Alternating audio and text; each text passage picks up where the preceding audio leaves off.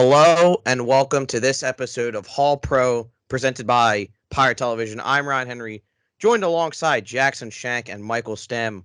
Guys, before we get started, how are you guys doing today? I'm doing great, Ryan. I'm excited to be here. Be with you too. I mean, it's not much more to say. Let's get into it. I'm excited. Excited to bait this kid Jackson over here. I'm exhausted. No, I'm having a good day. I just tired. I'm on like 5 hours of sleep, so it's just one of those days. But outside of that, having a wonderful day. Ready to talk some sports.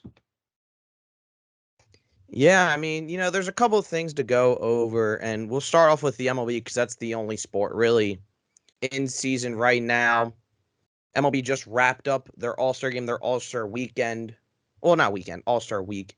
But before we get started into the actual second half of this season, what are your guys' thoughts on the All-Star game? The home run derby was pretty exciting. We got a nice final between Julio Rodriguez and Juan Soto. AL ended up taking the All-Star game again after some heroics by Giancarlo Stanton. So I just want to get your guys' thoughts on the All-Star game first before we start breaking down and predicting the second half of this MLB season.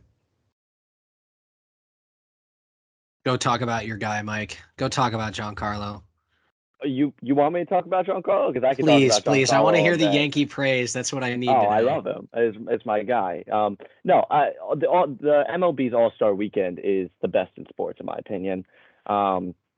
It actually seems like the players want to be there. Like when they get when they mic'd up Jose Trevino during the All Star game, and you heard him walking up, and he goes, "Wow, like I cannot believe I'm here." That was just awesome. Like that's awesome to see because that's every kid's dream growing up when you're playing baseball or playing any sport. But especially baseball is making the All Star game, obviously then winning World Series and stuff like that. But the All Star game is just fun. It's just fun to do. All the players love to be there. The home run derby was awesome. Um, Pete Alonso was doing some weird stuff during the home run derby. I'm not gonna lie, he was he seemed a little too into it. It was still just a home run derby, but uh, it was all around a good time. And I can talk about Giancarlo Stanton all day. I mean, that's my guy. He did what he did, and he gave the American League the win. Which I just realized the American League has won like 8 or 9 times in a row. It's something crazy. National League's got to step it up. Yeah, the AL kind of dominates the All-Star game. But two things I take away from this weekend. One, if there's one thing I'm going to change about the home run derby, it's the fact that I don't think it should be head to head. I think it should be like the top four guys move on, and then the bottom four get eliminated, and then so on and so forth, right? Because you got guys like Julio Rodriguez who hit 85 homers on the night, but then end up getting second place, right? Because they're out of gas by the time they get to the third round, which that has nothing to do with whether or not he would have moved on. But at the same time, Soto only had to hit like 34 home runs through the first two rounds, and it gave him a lot of time to conserve his energy. Outside of that, I loved the addition of having the two legends. That was a great move by Manfred, although it does devalue, like it's almost like a Mickey Mouse All-Star game for some of the guys. I think it was a great move. I had a lot of fun watching the Derby. I unfortunately thought Jose Ramirez was going to win. I was way off, but I think it was nice to see Soto win, and it was nice to see a rookie just completely dominate the first couple rounds because Julio Rodriguez is going to be a special talent. But seeing Soto really put the league on notice was really cool with all the drama that's been going on around him recently. Right. And Jackson, something I want to bring up too is in the sport of baseball, something that MLB has been struggling with is promoting their players, right? Is promoting their big guys, their young guys. So it was really refreshing and nice to see a rookie like Julio Rodriguez, who could be the next big name. And for people that instead, if you're not really focused on baseball or if you're not in Seattle, you probably don't know who he is. So for him to come to the All Star game, go off at the home run derby, it was great. That was just exactly what the MLB needs in promoting their young players. So that was really fun to see. Yeah, Yeah, baseball I think baseball can be in a rough spot sometimes. Yeah, baseball can be in a rough spot sometimes, especially with promotion. So I completely understand your point, Mike. And it was refreshing to see a rookie burst onto the scenes. I mean, I don't think anyone expected, 66 home runs between the first two rounds from a guy who is, fresh out of AAA. Yeah, and I mean, also Julio Rodriguez took down Pete Alonso, who, he was the back-to-back home run derby champion, one of the best power hitters in all of baseball. And like you were saying, Michael, not a lot of people, if you're not like avid baseball fans. I remember I was watching with my parents, and they were like, "Who's this Julio Rodriguez guy?" They were calling him J Rod, and it's refreshing seeing a guy like that because has the potential to be one of the best young players, best players in baseball in a couple of seasons. So it was nice seeing him against Wanser, who also, despite what he's accomplished, is still a very young player. I think he's, 22, 23? I forget the exact age, but still, for all he's done, he's still young. And I mean, I always enjoy watching the MLB All-Star game because compared to like other sports, they actually seem to care. And you could tell, like, when they had the mic'd up, I really enjoyed that seeing. I think Alek Manoah did it at one point, and like he was like picking out the pitch, or he was like telling about the pitches. And then we saw Nestor Cortez and Trevino having that little banter. I really enjoyed it, and I think the MLB All-Star Game is a great festivity to watch over in the summer because the players actually do care. You get the Home Run Derby, which is the best event in celebrity event or All-Star event in all of baseball. I really enjoyed watching that, but overall, I think it was pretty successful.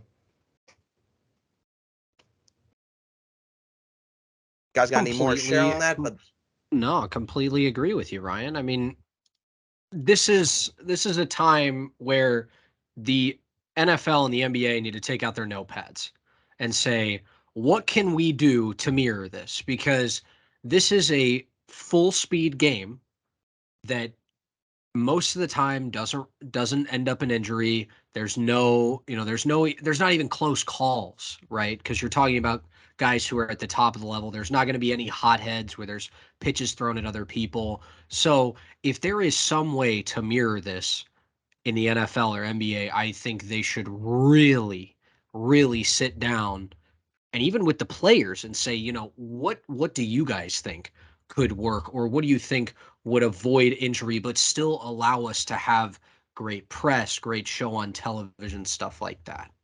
Who would have thought that the MLB in the year 2022 is getting a win over the NBA and NFL? That doesn't happen very often. So props to them for that.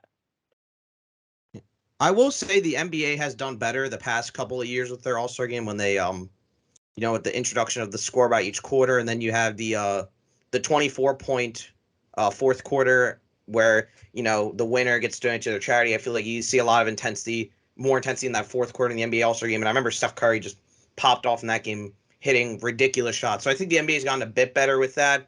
But I agree, NFL Pro Bowl is complete snooze fest. The All-Star events for basketball are pretty much a snooze fest. The 3-point contest can sometimes be entertaining, but the slam dunk contest has been terrible for the past few years, and the skills challenge, it's cool, but it's never going to be an eye drawer in my opinion. But yeah, going over I and don't want to discussing the interrupt actual you, but my problem with those things, Ryan, is what I was trying to get to. My problem with the big problem with those skills challenges in the NBA is that people don't want to do them. The players just don't do them anymore, right? You don't see the best dunkers doing the dunk contest. You don't see the best best 3-point shooters doing the 3-point contest.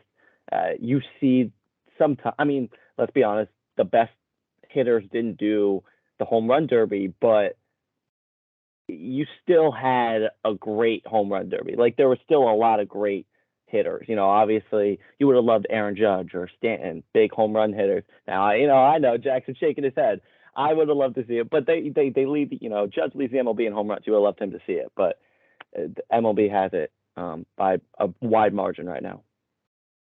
Yeah, and you even still see some stars taking it. Kyle Schwarber, who I think is second or third in the home runs, he was in it. You had Jose Ramirez, Juan Soto, two prolific hitters. Julio Rodriguez, despite not being the most popular, he's one of the best rising stars in the entire major league. So you had star power there, and you compare that to the NBA where, like, in the dunk contest, you had Cole Anthony, Jalen Green. I can't remember the last two, but, like, you don't have that star power, especially in your main events. But I think going over to now the actual discussion of baseball, we just finished the All-Star break. We're about halfway through, a little bit over, but this is usually a good point where you assess the second half of a team. And the playoff race is really intense in both leagues. So I just want to ask you guys real quick. Who do you think's a team that's maybe on the bubble? Maybe like that's the third wildcard team, or they're outside the playoff picture, that's going to surge up, establish themselves as a playoff team, or even potentially win their division, depending on where they are in the standings right now. So who do you guys have as like a surge team right now? For me, I'm going to stick to my Midwest roots and go with the St. Louis Cardinals, as they are a game and a half back currently from the Brewers, but they have the easiest strength of schedule heading into the second half of the season. This will allow them to reclaim that NL Central title from the Brewers. They got a lot of young talent. Paul Goldschmidt is an absolute stud. If Albert Pujols can somehow hit however many home runs he needs to be like third on the list and pass up whoever is fourth on the list, obviously, but if they could have some kind of surge, they got Bader. They have these stars. They have solid pitching. The Cardinals always find ways to win. So I think they can, really use that easy schedule on the back half to their advantage, surge past the Brewers, and get back into that NL Central spot for the playoffs. I actually like that pick, Jackson. I think I think they will be really good. I'm gonna go. It hurts, but I'm gonna go to the Toronto Blue Jays. They've kind of been just middling in that pack of those three AL East teams of the Blue Jays, the Red Sox, and the Rays. I do not think they will catch up to the Yankees. I think the Yankees are going to win the division, but I do think they will pull away and become that they're going to make the wild card, right? Like that's what I feel. I feel the other two teams, the Red Sox and the Rays, they're going to ballot it out. I don't think all three will make it. But and this isn't just because of what we saw yesterday in that crazy Red Sox Blue Jay game where they blew them out. I think the final score was like 28-5 or something. It was like disgusting. But I just think the Blue Jays are too good offensively, and they have too many hitters for them not to just kind of pull away from those three teams. They do rank ninth in the majors in runs scored, and they're third in team OPS this season. And that's a fine place to be, but this group can do better. Their catcher, Alejandro Kirk, he was starting in the All-Star game. We know what Vlad Guerrero Jr. can do. We know what a lot of George Springer can do. Bo Bichette is a better player than he's hitting right now. I think they're going to break out. I think they're going to add a little more at the trade deadline, and I think they're going to make the playoffs pretty easily. Yeah, Mike, I think they could really use another pitcher. The pitching's always been the problem for this team, and there's a certain pitcher from the Reds that I would love to see in a Blue Jays uniform, and that's Luis Castillo. I wouldn't. Why not? Because I want him on my team. Fair enough. Fair enough. But yeah, that's the only thing really holding them back right now is the pitching, and if they could just get their hitters back to what they're expected to do, then they're in a sweet spot. Mm-hmm.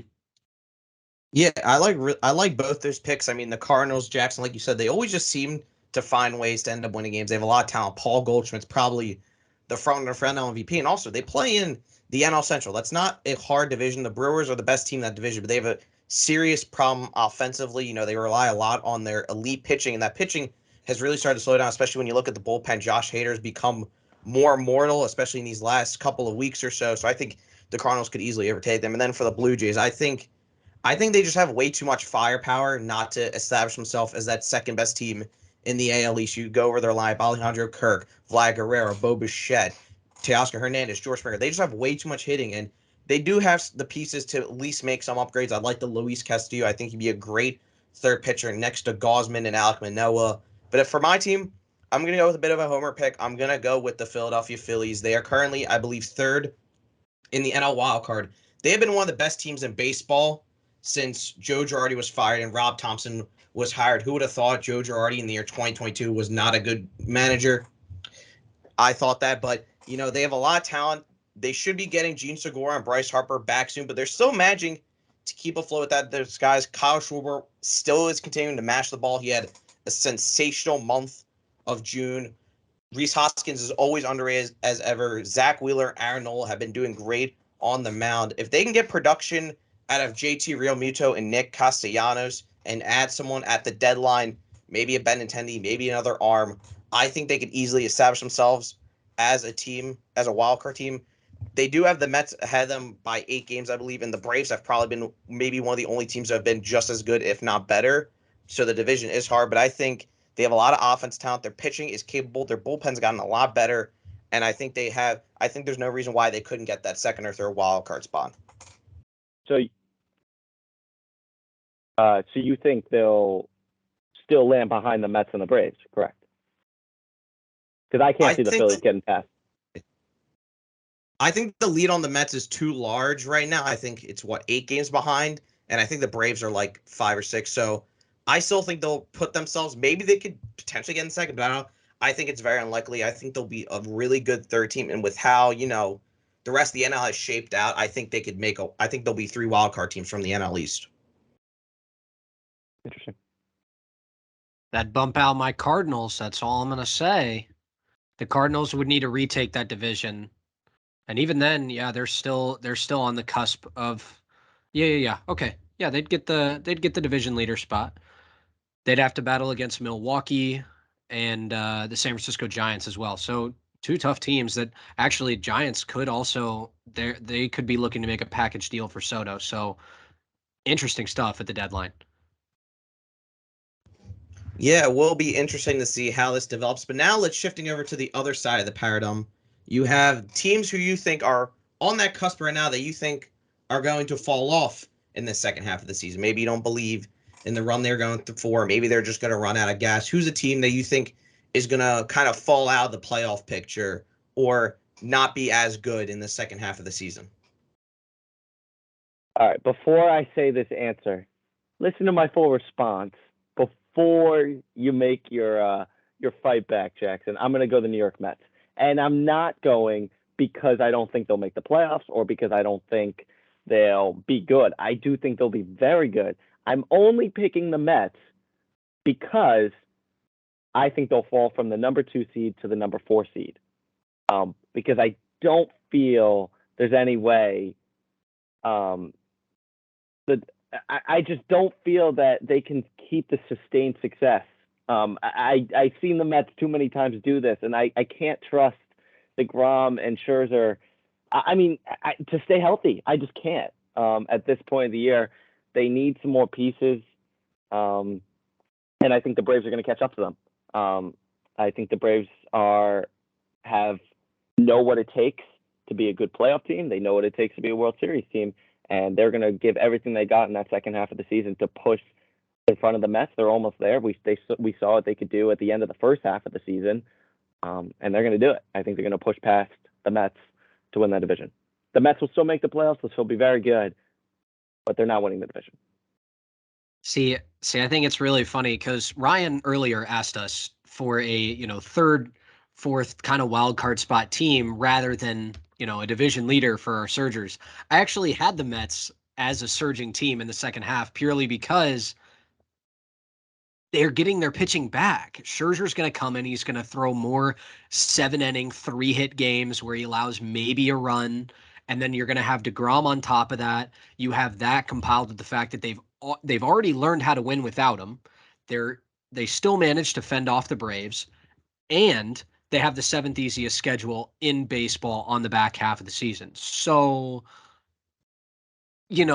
as much as the Yankee fans might be preying on the Mets' downfall, I understand. No, I disagree. I understand. I still think they're going to win a division. I believe the Braves are going to be the wild card team in that situation. But all things considered, they could stay right where they are, not surge, not do anything, and they could be the Mets, like you said. This is a team that has historically horrible back halves of seasons where they flop, drop playoff spots, drop that ability to gain a first round bye, stuff like that, not having to play in that wild card race. And you're right, they could be the Mets. But my biggest thing right now is that the Mets have a 2.5 game lead on Atlanta, and yes, they have a easier schedule on the back half, but they still have 12 head-to-head matchups with the Braves to go. That's a lot of games against the team that's right behind you, and the Braves know from last year how to win those big games, and I think they'll be able to do it. I don't know if the Mets can, and there's too many question marks for me. I'm just saying, if I believe at least 6 of those games are against Max Scherzer and Jacob deGrom, I think that's a whole different ball game. That's all I'm going to say, because the the Braves did not have to push past Max Scherzer in those situations. Obviously, they have experience with Scherzer because he was on the Dodgers prior. But yeah, I mean, interesting NL East. The NL and AL East are both like lightning. They're the lot of potential teams. Phillies we talked about earlier. Braves, they're always tough. A lot of young talent. Acuna kind of leads that charge, and then the Mets have just been solid all around. Okay, enough talk about surging. We're talking about teams that are falling off. And I'm sorry, I got to hit on a fellow poverty franchise as a Royals fan myself, those Baltimore Orioles. I feel bad, man. I really love seeing a team with what a lot of people think is zero hope turn nothing into something. I love watching the Orioles play baseball, and it just hurts me to say that I don't think they can keep this up. They're in the AL East. It's the hardest division in baseball, period. You can't change my mind on that. And they they just can't. They just can't make that climb. You got the Red Sox, who are also red hot, the Jays, who we talked about. You have the Rays, who always play really, really good ball. And as much as there could be 3 of these AL East teams, I still don't think that those 3 teams will include the Orioles. So rough second half. They have the 7th hardest schedule on the back half of the season, and it's just difficult. So I can't see them as an inexperienced team with a lot of history of losing, pushing through a rough division on the back half of the season with a lot on the line. Yeah, and I would agree. And I mean, they've really been one of the great stories of 2022 because you look at the Orioles really since what was it 2015, 2016 where they kind of last made the playoffs, and they have just been terrible. And I mean god awful for the past 6 or 7 years. And to see a team, they're not in the playoff picture right now, but they are above 500 halfway through the season. And their roster on paper isn't really that great. Yes, they have some promising prospects. Adley Rutschman came up earlier this year. They have Grayson Rodriguez. They just took Justin Holiday with the first overall pick in the MLB draft. But to see this team kind of battle through and manage to scrape away and win some of these games has been great. But like you said, they're in the AL East. They're in the hardest division of baseball.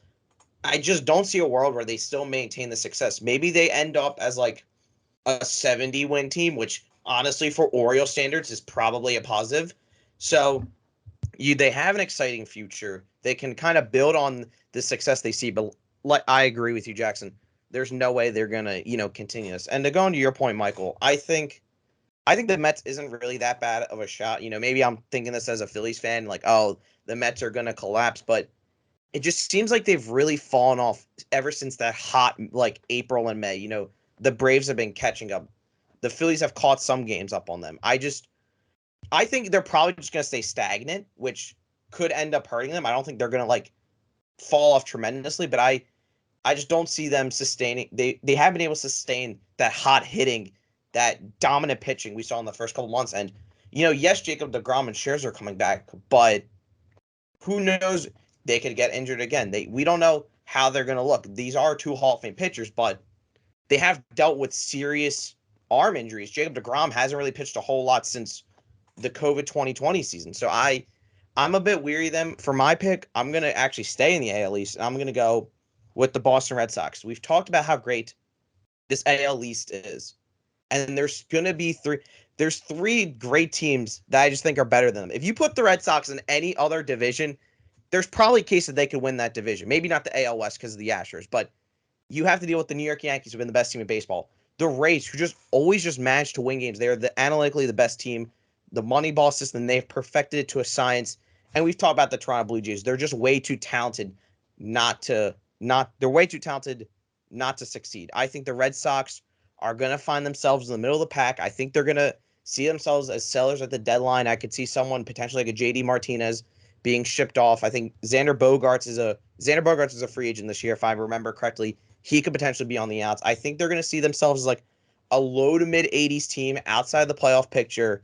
It's nothing against the Boston Red Sox. It's just who else they have to go against in that AL East. I don't disagree, and it's not because I'm a hater on the Red Sox or I'm a Yankees fan. It's because of the immediate reason of they have not been able to beat AL East teams.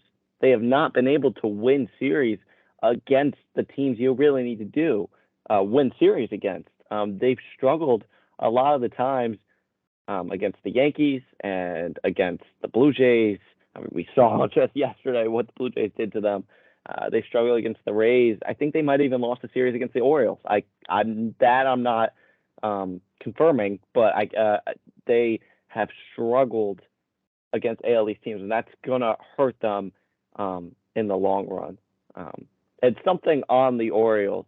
I think the Orioles would make the playoffs if they didn't push Camden Yards back. It's the baseball gods haunting them for destroying such a great stadium.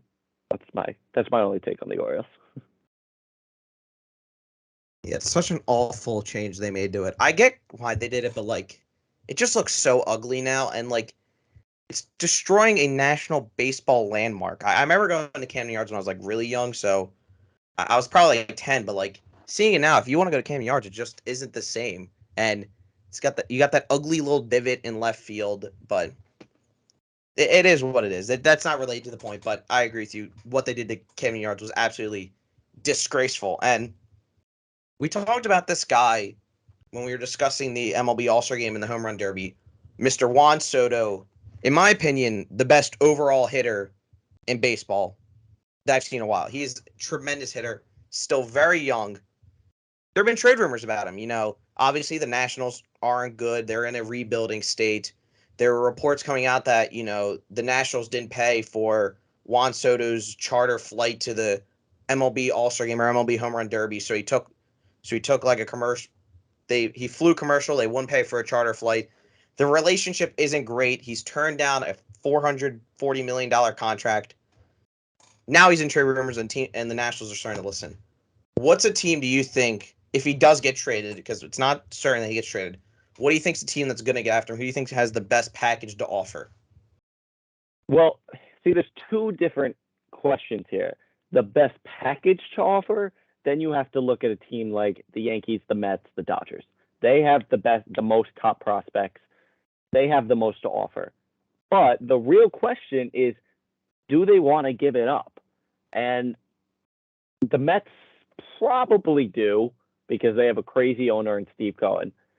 The Yankees probably do not, because we've seen that Hal Steinbrenner doesn't like, the really only big move he's made is grabbing Garrett Cole. That's really it. The Giancarlo Stanton trade, that was a big move, but that even took a lot of back and forth.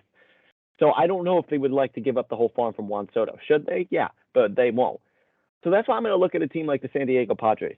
They don't have the most to offer, but GM AJ Preller is salivating at the idea of adding Juan Soto. They're looking for their first World Series in franchise history, and they have the guys already on the roster. Manny Machado, Fernando Tatis Jr. is going to come back, and he's going to be good again. You just have to expect that.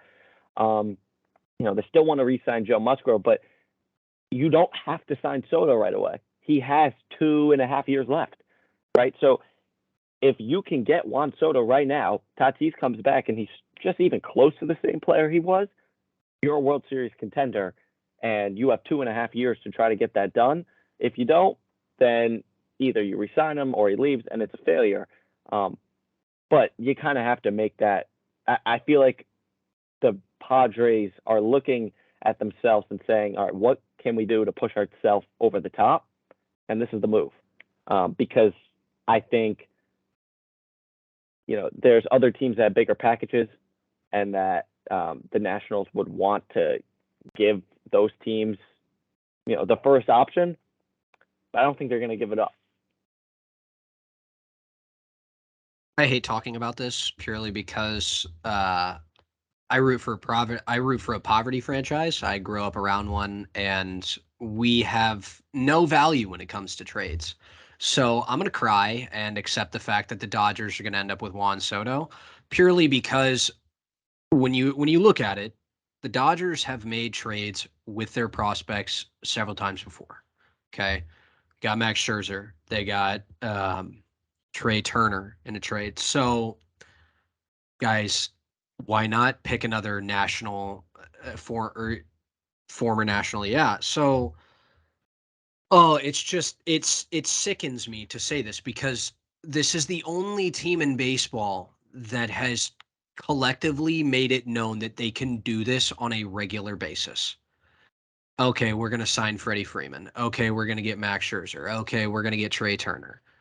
Like, what? They ended up with Manny Machado for a year. Like, these guys, the Dodgers just have so much money, so many resources. They still have top prospects because their farm system is still really strong. They have great management, and I don't see the world where the Dodgers don't explore this because why not? And why not have him for 2 years and then shop him again because they don't want to sign him to a $500 million contract, which is what it's looking like. It looks like someone is going to have to write a Pat Mahomes contract and slap it on Juan Soto's desk in order for this guy to stay with a team. And he has every right to do it. He's one of the best hitters in baseball, plays great defensively. He's well-rounded for a kid his age, and he's mentally very, very strong. I don't think you see that in a lot of players. I mean, when he faced I'm trying to remember which pitcher it was. I think it was Justin Verlander in the 2019 World Series when they won, and he hit the ball out to right field. It was almost like when he goes back and forth, creates this shuffle moment where he's getting in Verlander's head. It almost reminded me of the Miguel Cabrera inside fastball from Roger Clemens. He took one at the chin, and then the next pitch he hit it out to right field. So this is a guy that I know will be very, very strong. And why not go to the place where players dream of playing, the Dodgers, where there's the most success in baseball, great management, great facilities, whole lot of money, all-star talent, and the video the other day on Twitter of seeing people in the All-Star outfield, Turner or Juan Soto turns around to the chance of future Dodger, and he just sits there and smiles. So that's the cherry on top for me. I think he's going to be a Dodger just because I don't think there's another team that will want to put the resources in that are asking it and can afford to establish a future with Juan Soto in it. So LA Dodgers continue to pick the top person on the free agency ladder and just continue to reap the rewards. Yeah, I'll agree. I mean, the Dodgers are probably the only of those major big, like those huge teams that have the most to give up that would want to do it. But you brought up two great points, which annoy me at why these other teams wouldn't want to do it. Is his age, his what he's gone through already. Like kid's 23, but he's already won a World Series. He's already had that playoff experience. He's already made All-Star. Like he's shown you how much potential he has. I don't know what else he would have to do. These players don't come around very often. They don't. So for a team like New York, I get you really like Anthony Volpe, or you really like some of the other guys in your farm system, but you don't know what they're going to be. You know what Juan Soto's going to be regarding any terrible injury or anything. You know what he's going to do, and he's only going to get better. And he's already got that playoff experience, which you'd love to see. So, I think I saw a tweet that the Yankees are exploring it, but they're not really sure, and that the Mets aren't exploring it that much. And that surprises me. I don't get why, these teams really like to hold on to their farm system, and I get that's a way of building your team, but guys like Juan Soto don't come around very often. Yeah, and I think the Yankees could definitely get into that mix just because of the amount of talent and also, just the amount of prospects they have in their system. And it would plug in a need as a left-handed bat, especially since Joey Gallo has been so bad for them this year. So horrible. And, the Dodgers would make sense. And imagine a world where, the Padres once again lose out on the Dodgers getting a high-level player. I mean, we saw they were this close from securing Max Scherzer, and then from the top rope, the Dodgers came out and gave up Josiah Gray and Keibert Ruiz for a rental. But it's a team I was thinking about this, and I genuinely don't know if they'd explore it. I probably think not, just given the nature, but I'd really be interested because of how many top prospects they have and where they are historically and where they are right now. Juan Soto, Seattle Mariners making a package for Juan Soto is kind of interesting. They have, before, in their most recent prospect ranking, I think they had a top 3 farm system. Yes, Julio Rodriguez has graduated out of that, but they still have 4 top 100 prospects. They still have Jared Kelenic, who hasn't really gotten his footing, but he's still a former top 5 prospect that they could offer. They've been trying our entire lifetime to make the playoffs, and they were one of the teams in the bubble. We didn't really mention them if they were going to surge or fall off. They had a really hot, right before the All-Star break, they were hot. I think they went on a 14-game win streak. They had a 91 season last year and just missed off, I think, by a game.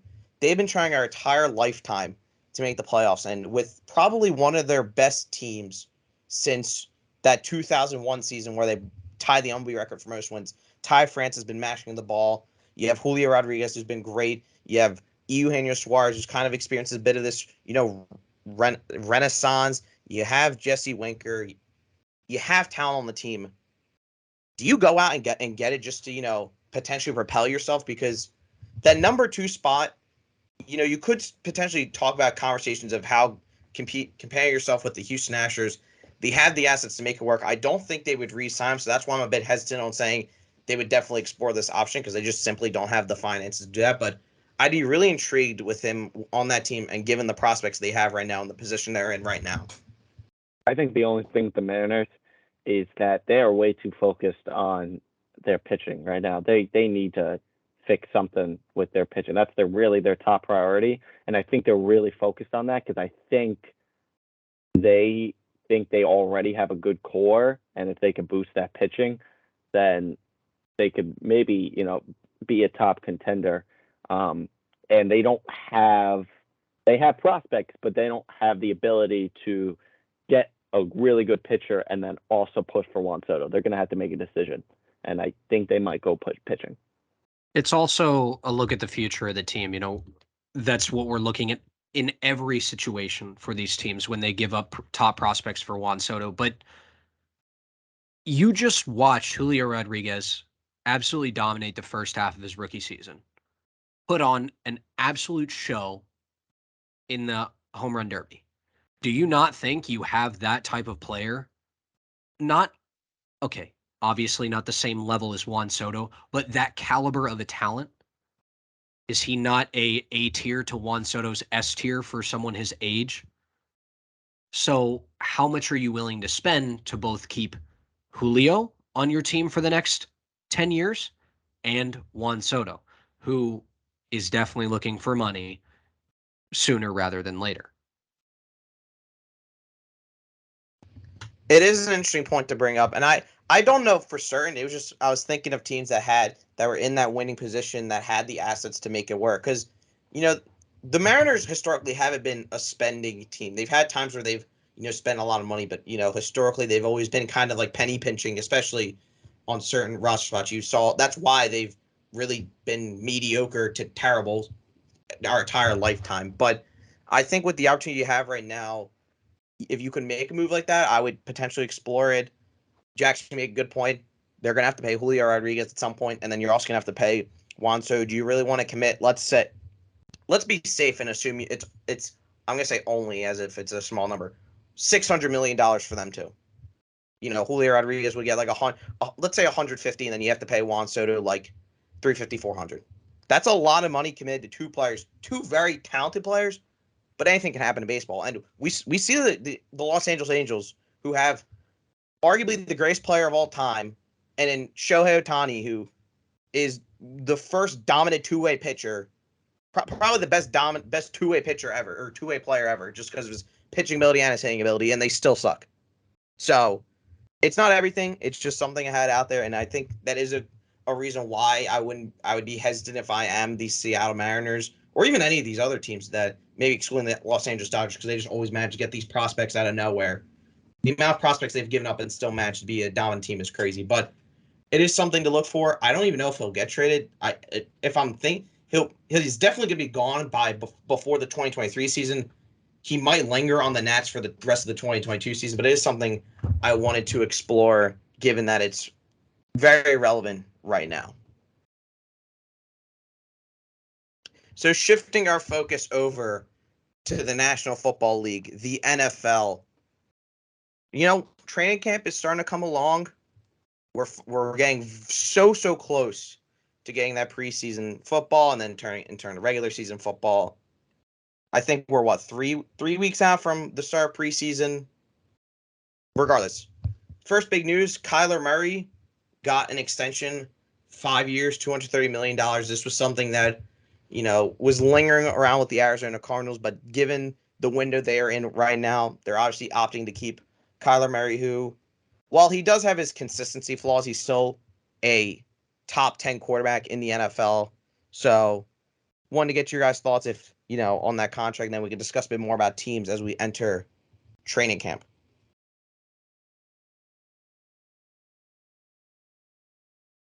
All right, Ryan. I'll start it off on a sad note. Hopefully, Mike can bring up the positive vibes. I'm like, it's what you have to pay your quarterback nowadays. Patrick Mahomes set the bar, and I'm happy to watch the world pay more and more for quarterbacks that aren't as great as him. I think it makes the Kansas City Chiefs front office look absolutely amazing. No Homer affiliate here, but anyway, it's what you have to pay for a quarterback nowadays, and especially with what happened with Deshaun Watson, it's what you have to pay for a quarterback nowadays. He becomes the second highest paid, trumping Watson. He didn't get as much guaranteed money, but I don't think anyone's crazy enough to throw as much guaranteed money as the Browns did at him. 200, he's almost 100 million more than any other quarterback guaranteed Deshaun Watson got. But this is really tough because I do not see the Arizona Cardinals as a team that can move this needle, right? They are a good team, don't get me wrong. They're in a very rough division because they have two of the best coaches in football in their division, and Kyle Shanahan with the 49ers and Sean McVay with the Los Angeles Rams. And even with the 49ers having devastating quarterback issues. No one knows what to expect from Trey Lance. If there is anyone who can settle this kid down and plug him into an offense, it's Kyle Shanahan. Now, don't get me wrong. Kyler Murray has had his success. He took this team from 10-5 to 8-8 to 11-6. That's 3+ wins every season, which is remarkable. But you have to look at the competition inside the division once again, because those top two spots is what's going to be pushed. Now, I do think that they can make the wild card just because of how strong that division is. But do we see them moving further? We've yet to see Kyler in a big playoff game where he succeeded, right? He's going to be without D-Hop for the first 6 weeks of the season. That's going to be rough on him, especially if they fall behind in divisional rankings. He has Marquise Brown, which I thought was a great addition in the offseason. Kind of gives him a dual threat. And they have solid defensive stars, right? Still got JJ Watt. They unfortunately lost Chandler Jones, which would be a tough blow. But this team is solid, but they're lacking the crazy star power. Because Kyler, to be honest, I still see him behind guys like Justin Herbert or Joe Burrow or obviously Josh Allen, the Pat Mahomes of the world, right? And when you're not a top six ish, top six, top five QB in the NFL, how far can you propel your team? I mean, it would take an MVP level of season from Kyler Murray in order to push this team into just Super Bowl contention, right? Now, don't get me wrong, they win games. Cliff Kingsbury has a solid offense around him. I'm excited to see what they do with Marquise Brown, but I just don't see it shaping up with how rough the NFC West is, and the fact that there are still teams like the Tampa Bay Buccaneers that sit around in the NFC looking to hunt you. I see more prominence in teams like the Philadelphia Eagles, which may be way wrong, but I don't see the needle moving any further than the 11-7 season that they had last year. So Mike, or 11-6. So Mike, if you see any positivity out of this huge deal, maybe they can build around Kyler in the next couple of years. I want to hear your thoughts, because I just don't think it moves the needle as much as they lock down their franchise quarterback for the next 6 years. I wish I could help you out, Jackson, but I mean, you didn't spit anything wrong. You're right. If the Cardinals do not lock up Kyler Murray, then we're still having the conversation of how could you not lock up Kyler Murray? Like, how could you go back to searching for a quarterback? So did the Cardinals do the right thing? Yes. But looking at the size of the contract, there's two QBs I want to compare right here. The first QB is, in his first 3 seasons, has a record of 22-23, has thrown 70 touchdowns to 34 interceptions, and has an 0-1 playoff record. The second quarterback in his first 3 seasons has a 23-22 record, 75 touchdowns to 43 interceptions, and an 89.4 passer rating with a 1-1 playoff record. Now, obviously, the first quarterback has better stats, but not by that much. That first quarterback is Kyler Murray. The second one is Baker Mayfield, who we're kind of just throwing out at this point. He's in Carolina. Is Kyler Murray better than Baker Mayfield? 100%. And I'm not trying to say that they're really anywhere close. But my point is, Kyler Murray has not shown us, or has not shown Arizona, really anything to make me say, oh yeah, this contract's a great contract. We saw him in that playoff game last year, and he looked absolutely terrible. It was his first playoff game, but he was all over the place, and he's got some work to do. And I think Kyler Murray will keep improving. But like you brought up, Jackson, this Cardinals team I don't think is there.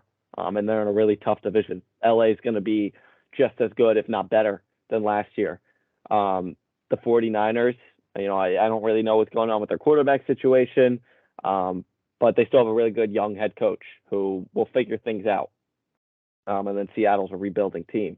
But Arizona is paying a lot of, and that's the price of having a quarterback. And that's the price of not winning when your quarterback is on their rookie deal, which they weren't able to do. Arizona, they were able to get D-Hop, and they were able to get J.J. Watt and Chandler Jones while Murray was still a rookie, but they weren't able to win anything. And that's when you see usually the most winning is when your quarterback's on a rookie deal, because then once they get that big contract, besides like a Tom Brady, you got to pay the big bucks. You gotta really get up there. And guys like Josh Allen are looking at this contract like, whoa, really? Okay. Justin Herbert, like, wow, okay. If that's what we're doing now, because they're all way better than Kyler Murray. And, that's the price you pay for an NFL quarterback. But I don't think this will move the needle for the Cardinals any bit. Yeah, you guys are both right. And the thing that really concerns me, at least for this first year, Jackson, you mentioned it, DeAndre Hopkins is out the first 6 games. And the Cardinals are historically a much better first half team than they are a second half team. So if you're already down your best receiver, and your best receiver is Marquise Brown, who I'm not the biggest fan of. I think he does have a lot of boom potential, but you see he's very turnover prone. He drops the ball a lot.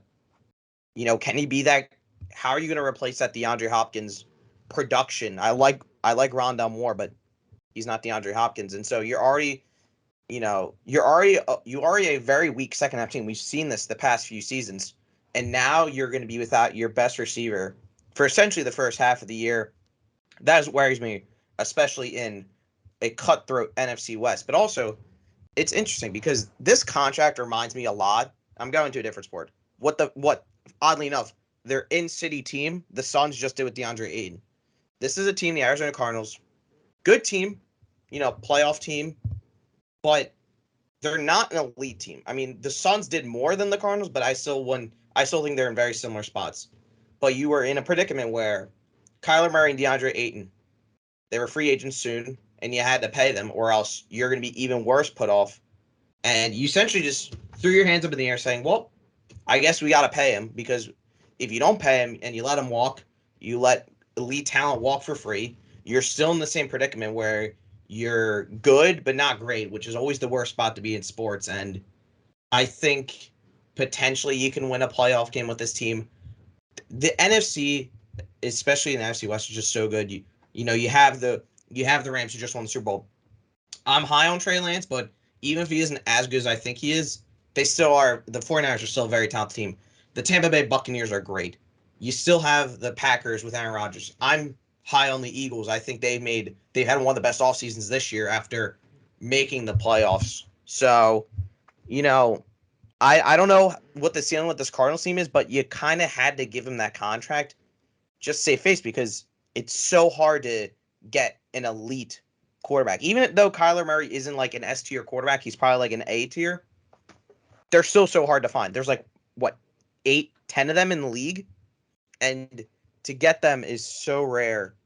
There's usually only, if you're lucky, 1 or 2 of them an NFL draft. And I think the Cardinals just simply had to do so. We'll see how they develop later on. So, as we're kind of wrapping up this episode, I want you guys to give me, as we enter NFL training camp, a team that you think people are underrating and a team you think people are overrating.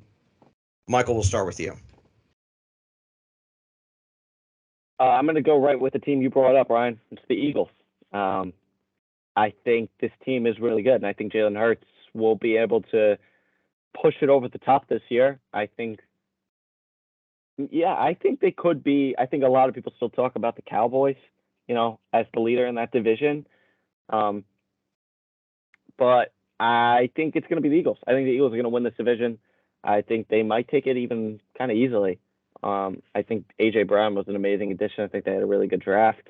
And I think this offense is going to be really talented. The defense is going to improve. And I think they're going to make the playoffs. I don't know if they'll really do anything in the playoffs, but I think they'll make the playoffs.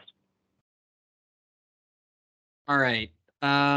Guys, I need an explanation. Why am I looking at the Vegas Insider and the Cincinnati Bengals have the 11th best odds to win the Super Bowl? Did they not just go to the Super Bowl last year? Did they not just improve their O-line, their one big issue? Guys, what? Like, I've never seen the NFL want a team to be the underdog so much more. And don't get me wrong, the Joe Shiesty memes are like the greatest things to ever cross the NFL meme pages.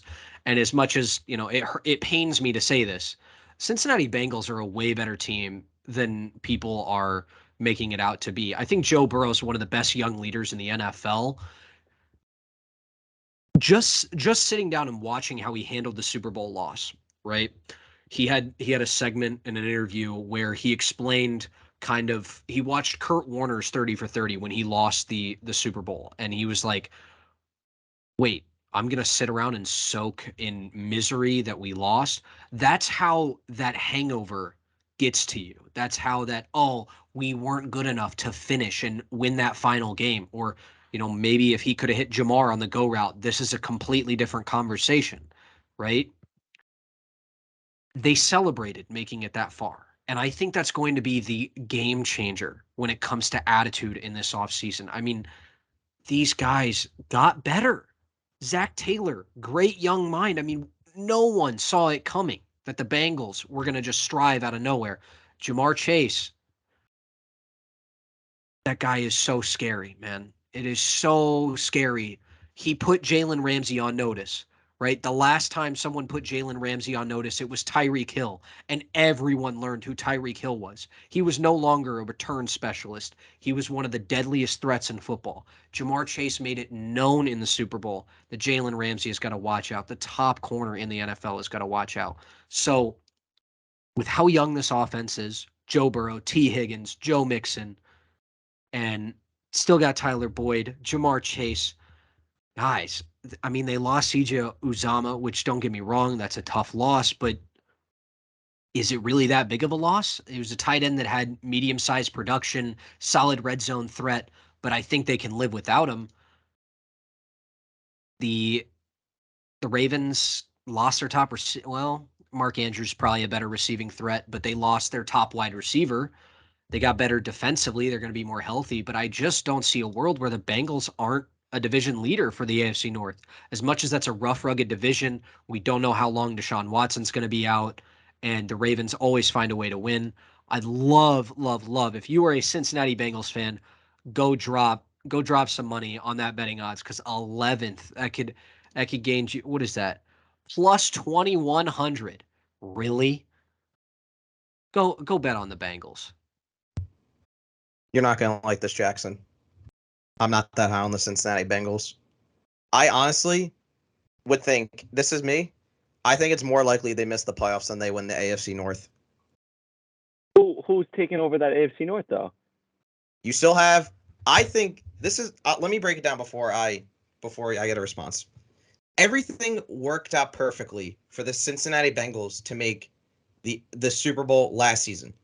Their division, which was expected to be great, wasn't that great. The Baltimore Ravens were basically, all their key players were injured the entire year, and they still managed to be okay. The Cleveland Browns dealt with some injuries. Baker Mayfield was essentially out for the season after week 3.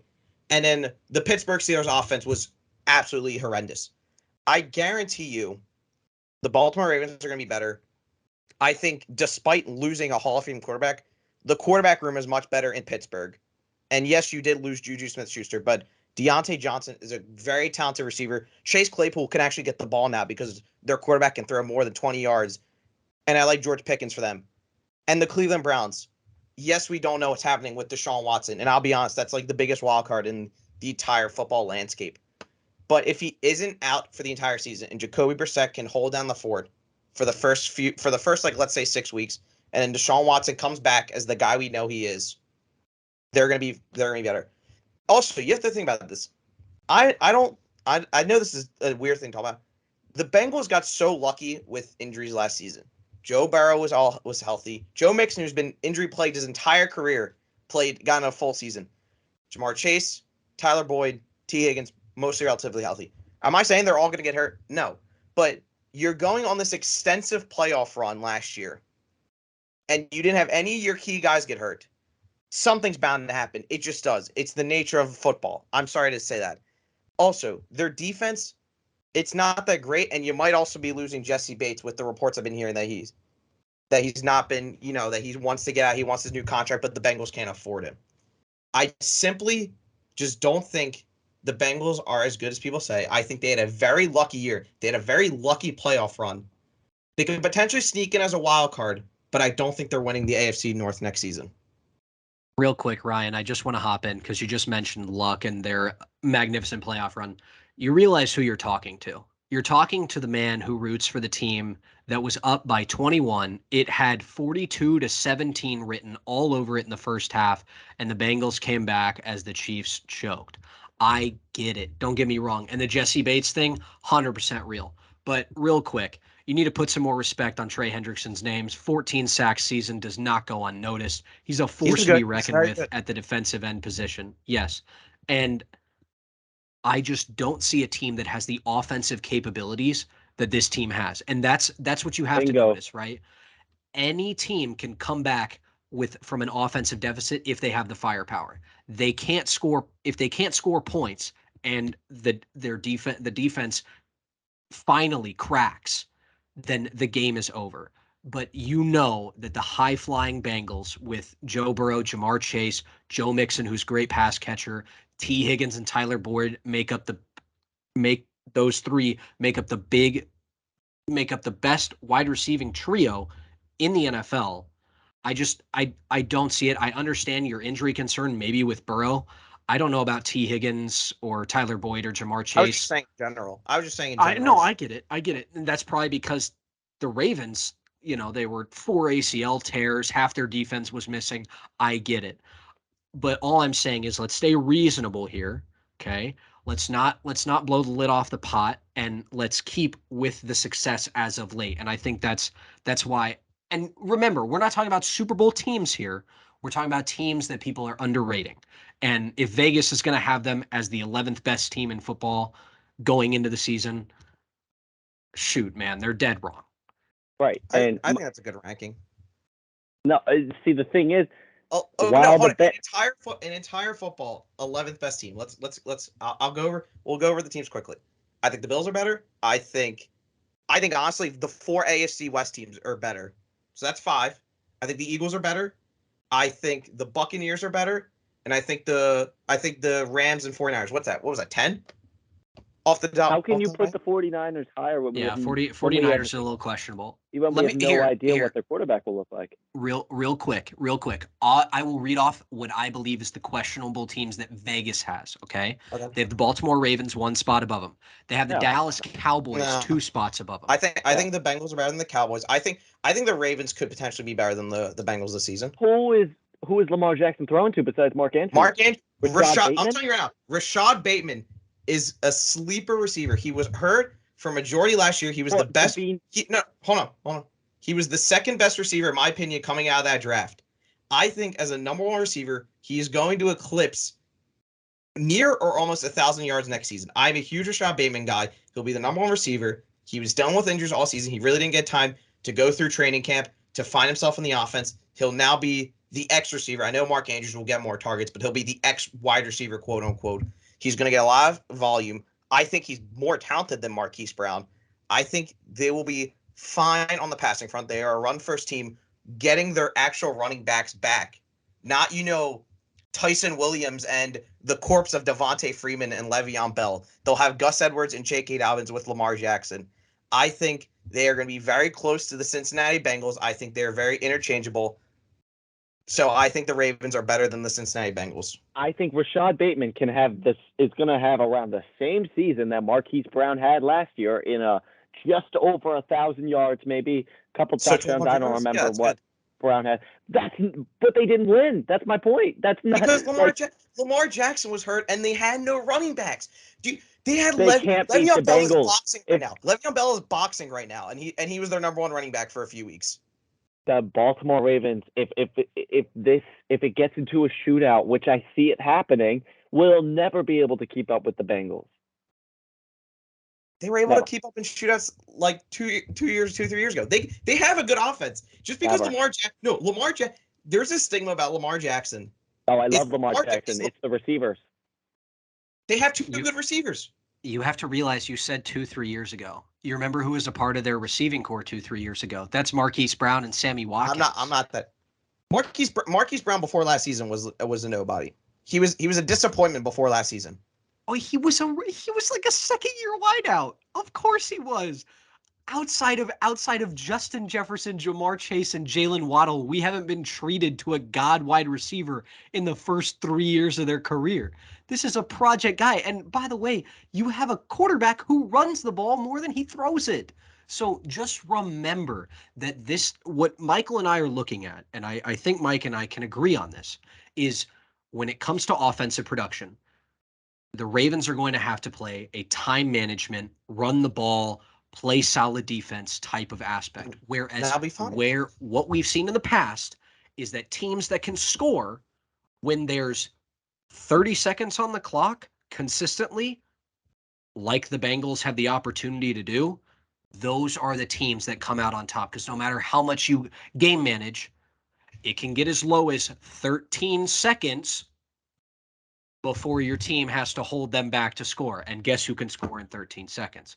Those high offensive teams. But does it concern you, though, that the Bengals... I honestly also, I'll say this. I think the Ravens defense is significantly better than what the Cincinnati Bengals has to offer. The Bengals have a better offense, but the Ravens walked out with a great draft, and they already had a solid foundation on defense, and they added to it through a great draft. They picked up Kyle Hamilton, my opinion, best player in the entire draft, by far. Not by far. He was the best player in the draft. At safety, just because he's ranked as safety, he fell down in the charts. Positional value. That's all I'm going to say. Positional value. That's what I was looking for. But in terms of actual talent and ability on the field, Kyle Hamilton, generational talent at safety. I get it. Obviously not the if he can take Jamar Chase off the board, then I'll be happy with him. But I still haven't seen someone who can. Baltimore has a great it's Baltimore he's has a great safety. defense. Baltimore has a great defense, but to win a football game, you have to be able to score more than your opponent, and I don't think Baltimore can do that. What? I don't. What? Okay, so you're saying. So what do you think's going to take to win this division? I think an 11-10 win team, because isn't that what the Bengals went last year? What they go 10-7? What they go 10-7, 11-6? You don't think the Ravens could do that? No. You don't think they could do that? No. What? That's disrespectful. I think they can go 10-7. I just think the Bengals will be better this year. I'm telling you guys, we're obviously not going to reach on the same page. Clearly. I don't think we're going to reach on this, but I'm telling you, come back to this archived in December, January, whenever the regular season ends. The Baltimore Ravens and the Cincinnati Bengals are going to be right next to each other. And honestly, the Baltimore Ravens are probably going to be ahead of them. They have a significantly better defense. You guys are underrating their offense. You're underrating Lamar Jackson, quite frankly. And I think they're going to be just fine. 11-6, 10-7. Cincinnati Bengals are probably going to be the same thing. The Cincinnati Bengals had you guys fooled. It's hard to win games when you have no one to throw to. That's Baltimore all I'm Ravens going to have the worst receiving core in the NFL. He's got the second or third best tight end to throw to in Mark Andrews, and he's got a very solid receiver in Rashad Bateman. I think with the way the Ravens run their offense, that's fine. That's fine. All right. All right. Let's move on to this who's being overhyped. Let's move on to this. Well, you already know my answer, so I'll talk to you. You guys can go. You know my answer. We'll talk to you guys. Oh, yeah, okay. Mine's the Packers. I think people are still looking at the Packers as a team that's just going to do what they've been doing and win a bunch of regular season games and then make an NFC Championship game. And what they've been doing is they just lose in the NFC Championship game. But I don't even think they'll make it that far. They have one of the least intriguing receiving corps, maybe besides the Ravens. So, they have Alan Lazard as their best receiver. Put some respect on Mark Andrew and Rashad. Hey, you're sleeping on the unproven Christian Watson, okay? They trade away Devontae Adams. Aaron Rodgers is getting older. He's still great, but he's getting older. And I think you can win a bunch of regular season games, and it doesn't really mean anything once you get to the playoffs. I don't know if they win maybe more than 2 playoff games. I don't even know. Yeah, I think they might still win this division. It's going to be close to the Vikings, but it's going to be close to the Vikings. But I mean, the Packers, they have no one to throw to. Aaron Rodgers got nobody. I'm in complete agreement with Mike. As much as this guy deserves all the single awards you can do, he's not a team-oriented player. And he's been throwing to one receiver for the past couple of years of his career, and that is Davante Adams. There's a reason Davante Adams is one of the highest value targets in the league, right? He became just this, this almost this husband-wife level connection with Aaron Rodgers. I mean, seriously, Rodgers could throw it up. Adams would know exactly what pocket it would be in, and he'd grab it right away for some crazy 30-yard touchdown over 2 defenders, right? But you don't have anyone to throw to anymore. He even lost a deep threat in MVS. Alan Lazard, Christian Watson. I wish Sammy Watkins, former Chief, all the best of luck.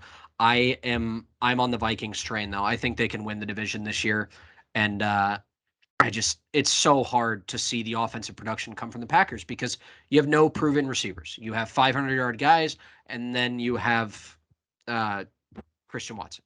So, yeah. Anyway, I'm going to go to a team that had much bigger offseason moves, and that's the Miami Dolphins, guys. I'm sorry. I actually talked about this on my own podcast, The Crow's Nest. We predicted the AL, or not the AL, wow, switching back and forth between baseball, the AFC East record prediction. I had the Miami Dolphins at 8-9 this year, and that may be very low to some people, and I completely understand that.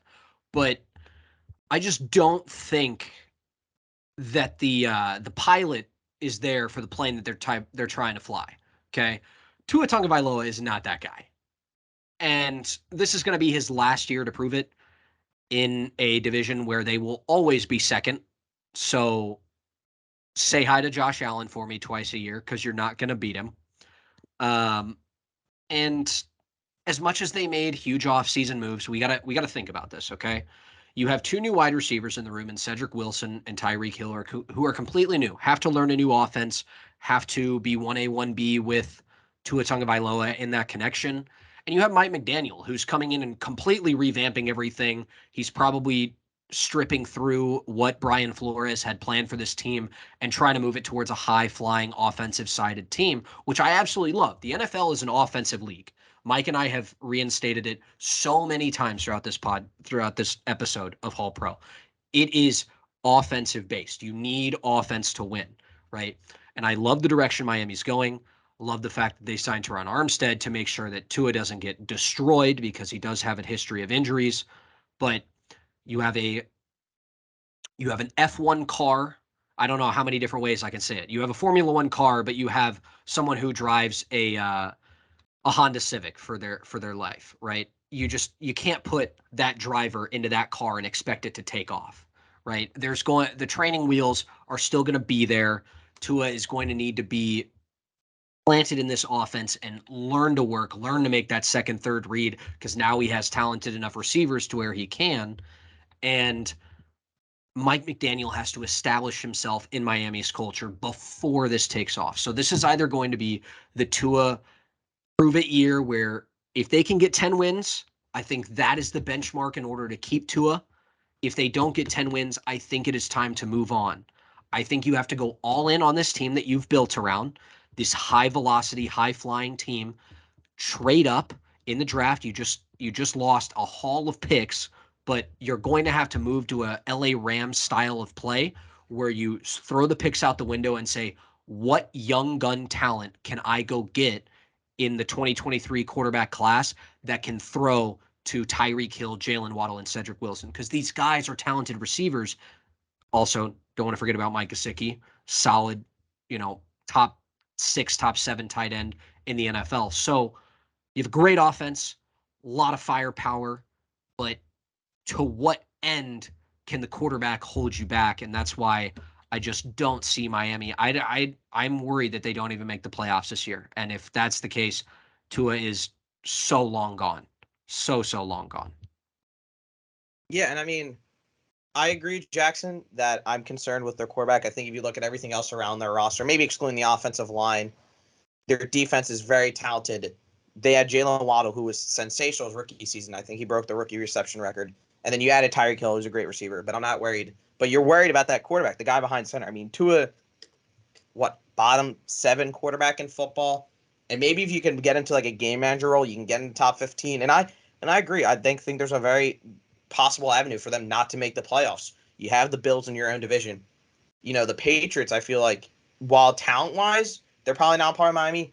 They're led by the greatest coach in NFL history, and they prove their worth as a very solid team. And then you look at NFC West, they're probably going to take at least two or three playoff spots. You have the Colts and Titans going to duke it out in the AFC South.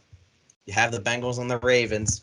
But I'm actually very curious. It's very interesting because you're saying Miami's not good because of the guys behind center. And then the team before, Michael, you mentioned was the Green Bay Packers. I agree. The Green Bay Packers are probably going to take a step down. But you're saying, oh, they don't have any proven talent. They have probably the second most talented quarterback in NFL history behind center. Behind Patrick Mahomes is the most talented quarterback in NFL history, by the way. Aaron Rodgers is second. But they lost Davante Adams. And yes, Davante Adams is going to be a huge loss. But you know what's crazy? People were saying the same thing back in 2018 when Davante Adams was supposed to be the number 1 receiver, when they lost Randall Cobb, when they lost Jordy Nelson. And Davante Adams did just fine. 1,300 receiving yards, over 100 receptions. Am I going to say, could a Christian Watson potentially step up and be a superstar rookie receiver?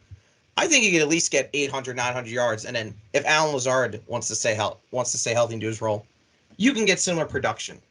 The quarterback more times than not, is going to make the receiver look better. It's because, and you have Aaron Rodgers, who is such a talented passer. Is he a team guy? No, probably not. But I'm really high on Christian Watson as a receiver. You give him one of the most talented quarterbacks in NFL history to throw him the ball.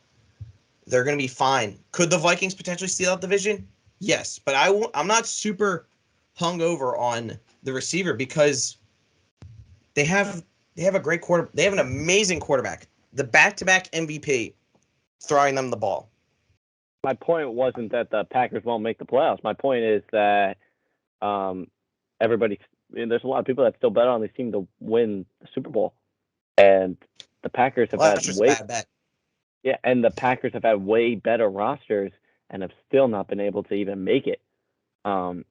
So I don't even think they make the championship game this year. It's really kind of just my take. Yeah. Yeah, To add to Mike's point, real quick, I just want to throw this fact in there. They have the 5th highest odds according to Vegas. Okay. That's up there, man. That is. Yeah. Okay. I mean, they're right behind the Rams right now.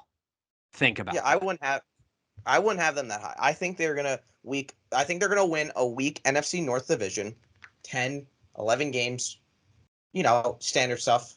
Make the divisional round, potentially win a game and lose in the conference championship, or maybe they lose in the divisional round. Who knows? It's probably the definition of what your expectation versus reality is. My expectation of the Packers is definitely diminished over the past couple of seasons, but I think they're still gonna be fine. I really like Matt LaFleur. They have a solid offensive line. Their defense is very good. It's just question receiver, and I'll be honest, you could probably get close to the similar production you got by splitting some of the target shares between a Christian Watson. Maybe Alan Lazard finally breaks out after 4 or 5 years, but I think they're still going to be fine. Maybe not make Super Bowl, but they'll be a playoff team.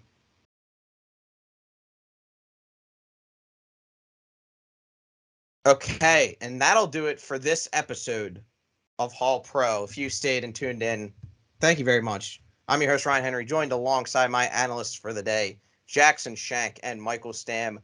Hope you guys have a nice day. Stay safe, take care, and we're out. Peace.